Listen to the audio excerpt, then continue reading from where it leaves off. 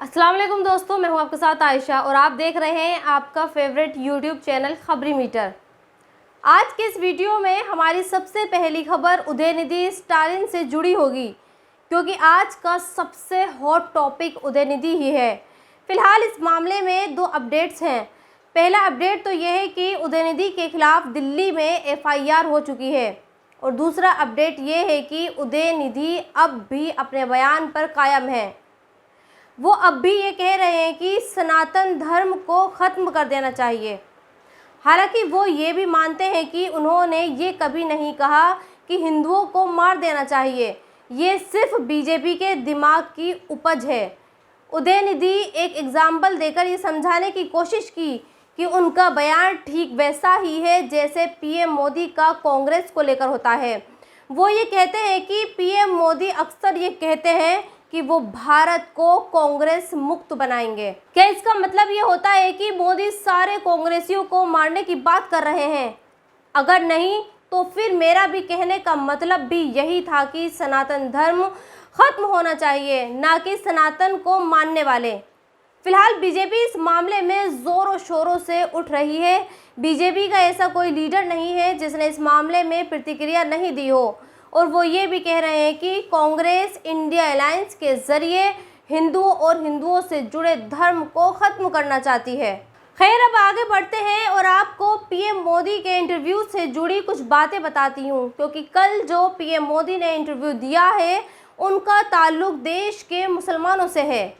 PM Modi ने कल देश की बड़ी एजेंसी पीटीआई को एक इंटरव्यू दिया। इस इंटरव्यू की जो सबसे महत्वपूर्ण बातें थीं वो मैं आज आपको बताना चाहती हूँ, तो फिर नोट करिएगा। मोदी ने इस इंटरव्यू में 3 बड़ी बातें कही। पहली बात, 2047 तक देश विकसित हो जाएगा। दूसरी बात उन्होंने ये कही कि देश में कम्युनलिज्म यानी सांप्रदायिक दंगों की जगह नहीं होगी। और तीसरी, देश में अगले कुछ दिनों में G20 की जो बैठक होने जा रही है उसका लोगों की ज़िंदगी पर पॉजिटिव असर पड़ेगा।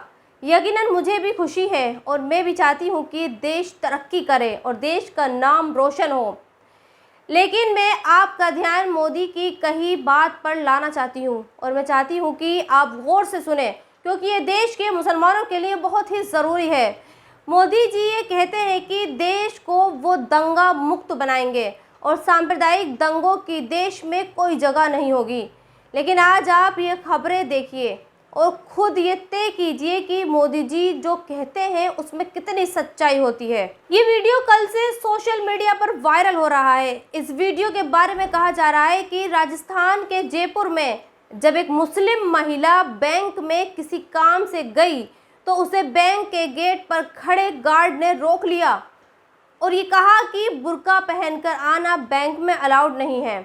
दूसरी खबर भी राजस्थान के जयपुर से ही है। यहाँ भी जोधपुर से करीब 15 किलोमीटर दूर एक गांव में जब एक मौलाना मस्जिद में नमाज पढ़ने के लिए आ रहे होते हैं तो कुछ लोग उन्हें रोकते हैं और उनके साथ धक्का मुक्की और मारपीट की जाती है। और अब आप इस खबर को भी देखिए।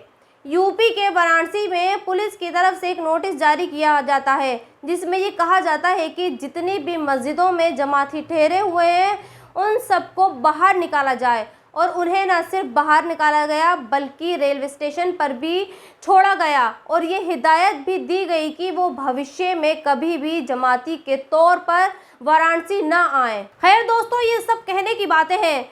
मोदी हो या फिर राहुल गांधी हो, कभी कभी लगता है कि ये सब एक ही थाली के चट्टे बट्टे हैं, क्योंकि मोदी जी विदेशों में तो ये कहकर आ जाते हैं कि देश में माइनॉरिटी खतरे में नहीं है और यहाँ का लोकतंत्र सबके लिए बराबर है।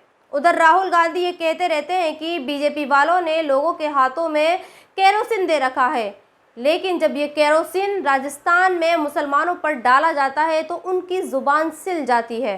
खैर, अगली खबर की ओर बढ़ते हैं और आपको एक सुसाइड दिखाते हैं। ये पिंकी है, इसने खुदकुशी की है और एक सुसाइड नोट भी छोड़ा है जिसमें पिंकी ने अपना दर्द बयां करके कुछ लिखा है। वो लिखती है कि उसे खुद पर शर्म आती है जिसके लिए वो अपने घर वालों और दुनिया से लड़ी, जिसके लिए उसने अपना धर्म बदल लिया, जिसके लिए उसने अपनी इज्जत की परवाह नहीं की, उसने उसे धोखा दे दिया। आखिर में वो गुड बाय लिखकर शाकिब लिखती है। आपको बता दें कि पिंकी गाजियाबाद में रहती थी और जिस शाकिब का जिक्र वो अपने सुसाइड नोट में कर रही है, वो उसी के साथ पिछले करीब 4 या 5 साल से लिव इन में रह रही थी। दोनों एक ही जिम में साथ काम करते थे।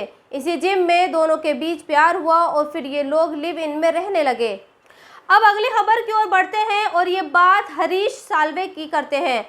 हरीश साल्वे का ये वीडियो काफ़ी वायरल हो रहा है। 68 साल की उम्र में साल्वे साहब ने तीसरी शादी की है। साल्वे का वीडियो सिर्फ इसलिए वायरल नहीं हो रहा क्योंकि उन्होंने 68 साल की उम्र में तीसरी बार शादी की, बल्कि इसलिए भी वायरल हो रहा है क्योंकि साल्वे साहब उस कमेटी का हिस्सा है जिनको जिम्मेदारी दी गई है कि वो मोदी के dream project one nation one election पर काम करें। इसके अलावा आपको बता दें कि साल्वे देश के सबसे महंगे वकीलों में से एक हैं। उनके अंबानी परिवार से काफ़ी गहरे रिश्ते हैं। सलमान खान का हिट एंड रन वाला केस भी हरीश साल्वे साहब ने ही लड़ा था। और सबसे ज़रूरी बात जो आपको आज साल्वे साहब के बारे में जानना चाहिए वो है पोलीगामी यानी बहुविवाह। बहुविवाह पर भी साल्वे साहब के विचार। इस्लाम के अंदर एक से ज़्यादा शादियां करने का मुद्दा परेशानियों से भरा होता है और एक शख्स को 4 बीवियां रखने का हक हासिल नहीं होना चाहिए। अब बताइए, साल्वे साहब जिस चीज़ की मुखालफत करते रहे और ये कहते रहे कि उन्हें ये समझ नहीं आता कि इस्लाम में 4 शादियाँ क्यों अलाउड हैं, वो खुद 3 शादियाँ करके बैठे हैं। खैर साल्वे साहब, आपको तीसरी शादी मुबारक हो। और सबसे आखिर में आपको बीजेपी के डबल स्टैंडर्ड वाली खबर आती है और आपको 2 तस्वीरें दिखाते हैं। पहली तस्वीर लोधेश्वर शिवलिंग पर हाथ धोने वाले अधर्मी सतीश शर्मा की है जो योगी सरकार में राज्य मंत्री हैं, और दूसरी तस्वीर यूपी के चित्रकूट की है जहां एक महिला को सरेआम मारा पीटा गया, उसके कपड़े फाड़े गए।